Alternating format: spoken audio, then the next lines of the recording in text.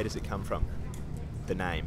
Oh, that was Paulie's invention, that one. Yeah, I think the real trick is that it rhymes with submarine. Yeah. And dub.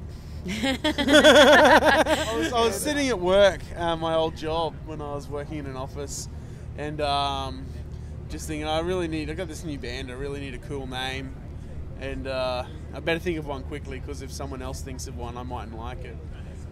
I think I thought of Dub Rosa first, but then I realised that was already a band. You know, anyway. Yeah. And I'm like, well, Dubmarine it is then. Do you remember the name that I came up with at first? It was a bad one. Cupiding. Yeah, no, Cupido, man. Cupido. You know, that's why I had to think of a quick one. Yeah. The trick with a good band name is when you write it down. It does look cool. Yeah, it looks cool when it's written, for sure. Yeah, sure. And it rhymes with make submarine. shirts and stuff, eh?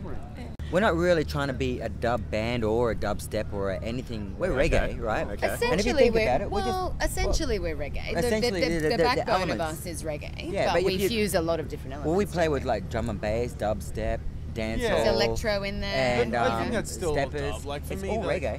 That's dub comes across lots of things and is has found its way into lots of music as it left Jamaica and stuff like that. But if you want to nail it down to brass tacks, dub is something that came out of Jamaica when people started messing with delays, like people like King Jammy and King Tubby in the 70s in the golden age, and dubstep was like pioneered in like the early 2000s by like dudes like Marla, Digital Mystics, and like Koki and Scream and Banger and stuff. I swear to God, there's going to be some more reggae ideas coming up in the next couple of years, and we're going to be doing that as well. Yeah. So you think it's going to be a big trend? I just think it's bass culture, man. No, man, it's not a trend. It's an evolution because reggae and cultural rhythmic music. It actually encaptures every danceable culture around the world. If you listen to it, you can hear South American samba rhythms and Cuban. There's you know what I mean? It's all offbeat rhythm. So in Aboriginal culture, the two forms of music that have taken off for us have been country music and reggae. And reggae's always been a protest type of music. It's always been a place for consciousness to come through, but it also makes you dance.